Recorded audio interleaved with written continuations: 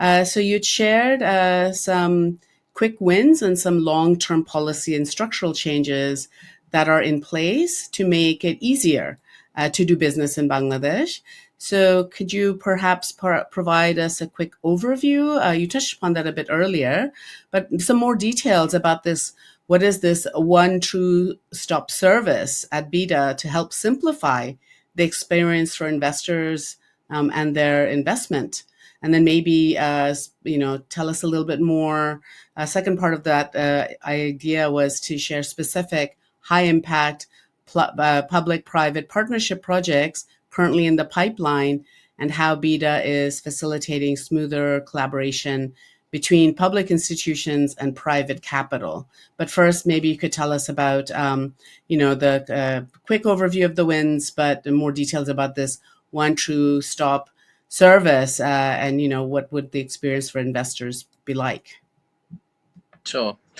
Look, I think I've said this in public domain, so it's not going to come back and haunt me. But I have realized that I had to reset my ambition a few times since I've joined the government, and because the pace of execution within government is just incredibly different from what you experience in private sector.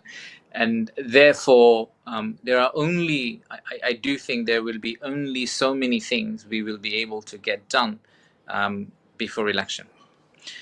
So keeping that in mind, we really tried to find out the high frequency flags on challenges people are having, and are they solvable? Are they solvable within a finite period of time? So a great example of that is we put up work permit as one of the issues that we would like to solve. There are many others who are also high frequency problems, but I just did not think that I had the time and the bandwidth to be able to solve that. So we've kept those out for now. The one-stop service piece is at the heart of everything that we are talking about, partly because, as I said, from considering Bangladesh as an end destination or a market they would like to operate in, for an investor, from there to actually starting a business is so difficult at this moment that a lot of people halfway just give up. And because of their experience, the word of mouth goes back to the next potential investor, and they also give up even before starting to try for it. So we need to create really a landing point for them. And I'm pragmatic enough to think that we will not become an ultra digital and accountable outfit tomorrow as government, that suddenly if you just click a button somewhere else, someone somewhere else will just go around and try to get things done for you. So that's why in my opinion, there is the digital piece, which is, of course, you can make it an application and try to take the manualization piece out of it, but at the same time, or take the papers out of it. But given the fact that we have so many agencies within government and such crazy level of licensing requirements in our country, depending on which business you want to do, you can need up to like 100 licenses to even start a business. And these are from all different parts of the government. So you have to go to so many places to get licensed up, and it will take you like 2 years. So who's going to wait 2 years for to start a business just because they don't have a license?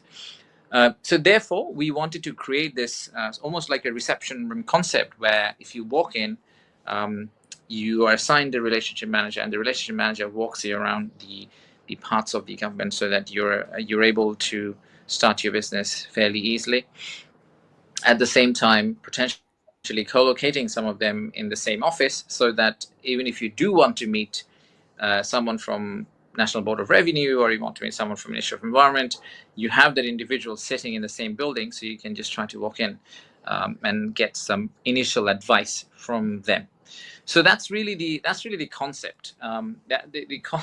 There's concept and there is execution. So I do admit that we have pinned down what to be done, and exactly in which shape or form that needs to be done, but to create an outfit within government that will function this way will take us a bit of time. So my next few months, my job personally, I think, is really to execute on these sort of reforms for investment climate. We've had in last couple of months a lot of interest from the Chinese. Obviously, the geopolitical situation is currently helping in some shape or form to us. It's been quite useful. So the level of interest from Chinese manufacturers have spiked a lot. And there's a halo effect from Korea because of Yangwon Corporation. There's some support from Japan. So the pipeline is actually building up. I don't expect these pipeline clients to mature this year, but they may mature next year. If we can mature half of them, or even a fourth of them next year, the investment numbers can look very, very different. So now my job is, one, to hand over this to a relationship management team, because it is a big pipeline. So create that management team, and then hand this pipeline to them, and then have a separate track to make these reforms, so that by the time they decide to land, they have a very different experience than they would have had today.